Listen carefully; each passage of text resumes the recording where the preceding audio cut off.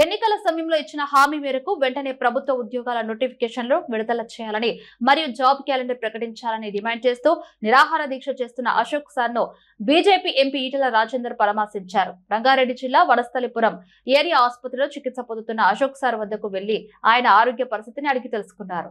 ఈ సందర్భంగా ఎంపీ ఈటెల మాట్లాడుతూ అధికారంలోకి వస్తే 2 లక్షల ఉద్యోగాలు భర్తీ చేస్తామని కాంగ్రెస్ ప్రభుత్వం హామీ ఇచ్చిందని గుర్తు చేశారు. కానీ అధికారంలోకి వచ్చిన తర్వాత ఆ హామీని విస్మరించిందని ఆయన విమర్శించారు. నిరుద్యోగుల డిమాండ్ చాలా సాహేతుకమైనదని, యువత భవిష్యత్తు కోసం ప్రభుత్వం వెంటనే స్పందించాలని ఆయన డిమాండ్ చేశారు.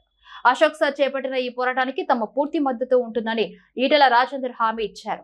ఈ కార్యక్రమంలో పలువురు బీజేపీ నాయకులు, నిరుద్యోగ యువకులు పాల్గొన్నారు. ఒక మహోద్భుతమైనటువంటి ఒక ఘట్టం లేకపోతే ఒక పరిస్థితి ఏదైతే ఉందో అది మేము తప్పనిసరిగా ఒడిసి పట్టుకుంటాం.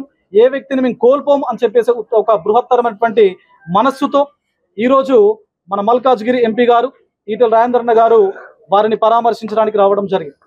ఇది చాలా దారుణం. వాస్తవానికి ఇలాంటి దారుణమైనటువంటి కండిషన్లు తెలంగాణ సమాజం లోపల రావడం దాన్ని పరామర్శించడం అనేది మాకే కొంచెం ఆశ్చర్యకరంగా ఉంది. ఎందుకంటే ఇలాంటి పరిస్థితులు రావద్దనే ఈ ప్రభుత్వాన్ని తీసుకొచ్చింది. మరి ఇలాంటి కాంటెక్స్ లోపల ఈ ప్రభుత్వాన్ని తప్పనిసరిగా మనం చెల్లుమనే విధంగా రేపు జరగబోయేటువంటి లోకల్ బాడీస్ కానీ భవిష్యత్తు లోపల తప్పనిసరిగా నిరుద్యోగ సమాజం మొత్తం కూడా అన్న వెంట ఉంటది. తప్పనిసరిగా నడుస్తాం. న్యాయం కోసం ఎక్కడికైనా వస్తాం.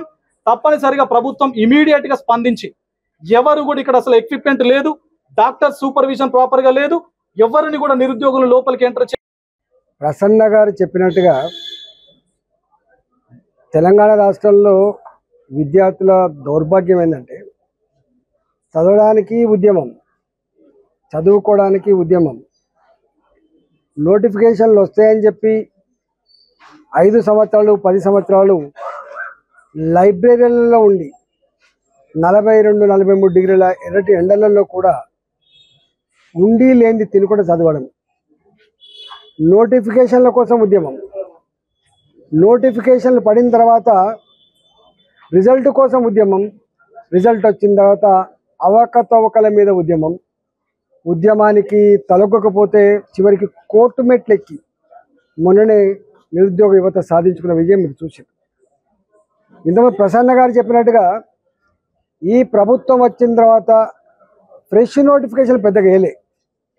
ఇప్పుడు గ్రూప్ 1 ఏ ఎగ్జామ్స్ కోసం అయితే నోటిఫికేషన్ ఇచ్చామని చెప్తున్నారో ఆనాటి టీఆర్ఎస్ ప్రభుత్వం జీవో నంబర్ 55 ప్రకారంగా 503 ఉద్యోగాలకు నోటిఫికేషన్ ఇచ్చారు. వీళ్ళు 64 ఉద్యోగాలు కొత్తవి కలిపి మళ్ళీ జీవో నంబర్ 29 ప్రకారంగా నోటిఫికేషన్ ఇచ్చారు. ఆ నియామకాలలో ఒకటే సెంటర్లో ఎంతమందికి ఎట్లా మార్కులు వచ్చినాయి, ఎట్లా అవకతవకలు జరిగినాయి, ఈ తొందరలో ఎట్లా 10 సంవత్సరాల కాలం పాటు చదువుకున్న విద్యార్థుల కళ్ళల్లో మట్టి కొట్టిందో కోర్టు వేసిన మొట్టకాయలే సజీవ సాక్ష్యం. ఆనాడు ఇంతకుముందు చెప్పినట్టుగా ఆనాడు ఆ ప్రభుత్వాన్ని గద్దెదించినటువంటిది ప్రజలలో అతి ముఖ్యమైన పాత్ర పోషించిన వాళ్ళు నిరుద్యోగ యువత. ఎవ్రీ 6 మంత్స్కి ఒకసారి సమీక్షిస్తాం, డిపార్ట్మెంట్ల వారీగా ఉద్యోగాలు ఎన్ని ఉన్నాయో బయట పెడతాం, వెంటనే ఎప్పటికప్పుడు నోటిఫికేషన్లు ఇస్తాం, భర్తీ చేస్తాం.